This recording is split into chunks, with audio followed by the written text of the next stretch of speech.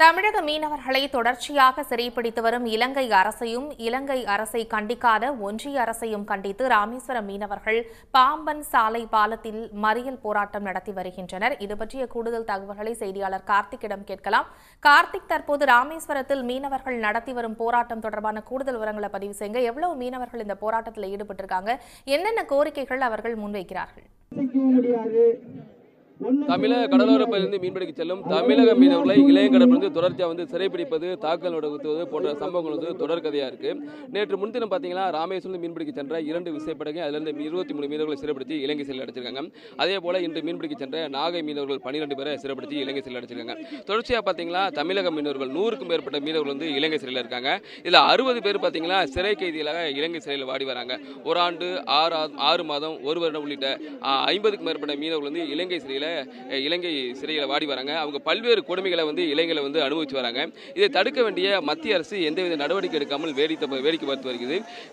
கண்டித்து பார்த்தீங்கன்னா இலங்கை அரசையும் மத்திய அரசையும் கண்டித்து ராமேஸ்வரம் மீனவர்கள் தற்பொழுது பாம்பன் சாலை பாலத்தில் ஒரு போராட்டத்தில் ஈடுபட்டு வராங்க. இந்த போராட்டத்தை பார்த்தீங்கன்னா 500க்கும் மேற்பட்ட மீனவ குடும்பங்கள் மற்றும் மீனவ பெண்கள், மீனவ சங்க தலைவர்கள் கலந்துருக்காங்க. இவங்க ஒற்றை கோரிக்கை என்னவென்றால் இலங்கை சிறையில் உள்ள மீனவர்களையும் படகை விடுதலை செய்ய வேண்டும். இதன் காரணமாக பார்த்தீங்கன்னா மீனவர்கள் வாழ்வாதாரம் பாதிக்கப்பட்டு மீன்பிடிக்க முடியாத ஒரு சூழல் தான் இருக்கு. மீன்பிடிக்க சென்றாலே இளைய கடற்படை தமிழக மீனவர்களை சிறைப்பிடிக்கக்கூடிய ஒரு அவல்நிலை தான் இருக்கு. தொடர்ச்சியாக பார்த்தீங்கன்னா சிறைப்பிடிக்கிறதுக்கு காரணமாக மீனவர்கள் வாழ்வாதாரம் பாதிக்கப்பட்டிருக்கு. இது குறித்து நம்மள்ட்ட பேசுவதற்கு மீனவ சங்க தலைவர் ஜேஎஸ் இருக்கார். அவர்கிட்ட கேட்கலாம். இந்த பிரச்சனை நீங்க எப்படி பாக்குறீங்க? இந்த பிரச்சனை இப்போ சாலை பாலத்தில் போராட்டம் பண்ணி வரீங்க, உங்களுக்கு என்ன கோரிக்கை வைக்கிறீங்க? கடந்த 40 வருட காலமாக இந்த மீனவர் பிரச்சனை இருந்துகிட்டே இருக்கு.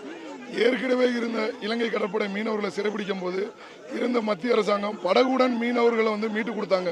ஆனால் இப்போ இருக்கிற மத்திய அரசு கடந்த 10 வருட காலமாக படகுகளை மீட்காம மீனவர்களை மட்டும் மீட்டு கொடுத்தாங்க. இப்போ தற்போது தடைக்காலம் முடிஞ்சு ஜூன் 15க்கு அப்புறம் இதுவரை 500க்கும் மேற்பட்ட மீனவர்கள் சிறைப்பிடிக்கப்பட்டிருக்கிறாப்புல. மீனவர்களை நேற்றோட இன்றைக்கு 12 மீனவர்களை சிறைப்பிடிச்சிருக்காங்க. கடந்த 9ஆம் தேதி 23 மீனவர்கள் சிறைப்பிடிச்சிருக்காங்க. கடந்த 23ஆம் தேதி 16 மீனவர்கள் சிறைப்பிடிச்சிருக்காங்க. முதல்ல விசைப்படகு மீனவர்களை மட்டும்தான் சிறைப்பிடிப்பாங்க. ஆனால் இப்போது நாட்டுப்படகு மீனவர்களையும் 3 மாசமாக கடந்த ஆகஸ்ட் மாதம் 6ஆம் தேதி 35 மீனவர்களும் 4 நாட்டுப்படகையும் சிறைப்பிடிச்சு 3 மாதத்துக்கு மேலாக சிறையில் சித்திரவதை அனுபவிச்சுட்டு இருக்காங்க. இதுபோக வயிற்று பழப்புக்காக மீன் பிடிக்க போற மீனவர்களுக்கு 6 மாசம் 1 வருஷம் தண்டனை போட்டு இலங்கை ஜெயிலில் அசிங்கப்படுத்துறாங்க, மொட்டை அடிக்கிறாங்க, அவங்கள பாத்ரூம்ல படுக்க வைக்கிறாங்க. இந்த இந்தியன் சொல்ற ஒரு அவமான செயலை அவங்க ஏற்படுத்துறாங்க. ஆனால் உலகத்தை ஆண்டுகிட்டு இருக்கிற நான் எல்லா நாட்டுக்கும் போய் பாரத பிரதமர்னால எல்லாம் செய்ய முடிகிற பாரத பிரதமர் இந்த மீனவ மக்கள் தமிழக மக்கள் குறிப்பாக ஓட்டு போடலைங்கிற நோக்கத்துக்காக எங்களை வஞ்சிக்கிறாங்க.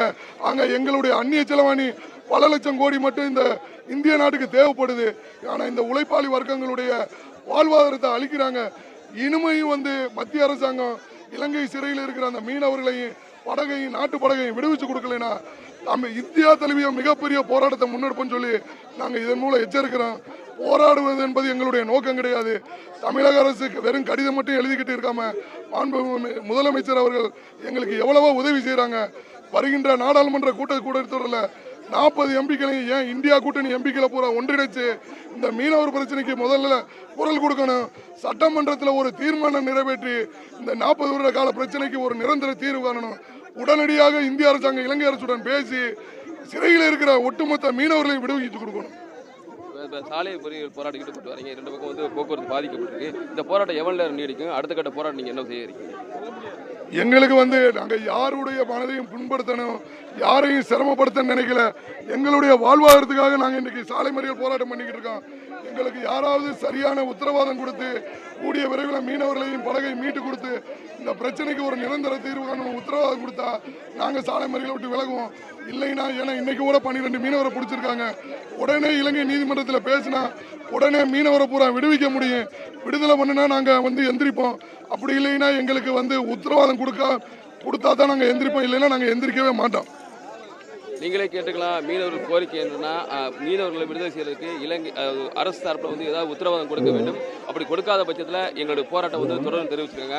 தற்பொழுது பார்த்தீங்கன்னா பாம்பன் சாலை பாலத்தில் 500க்கும் மேற்பட்டவர் வந்து சாலை மறியல் போராட்டத்தில் ஈடுபட காட்சியை நீங்களே பார்க்கலாம். இவங்களுக்கு ஒற்றை கோரிக்கை என்னவென்றால், இலங்கை சிறையில் உள்ள தமிழக மீனவர்களை உடனே விடுதலை செய்ய வேண்டும். அதே போல இலங்கை வசம் உள்ள தமிழக மீனவருக்கு சொந்தமான 150க்கும் மேற்பட்ட படகுகளை விடுதலை செய்ய வேண்டும் கோரிக்கை வச்சிருக்காங்க.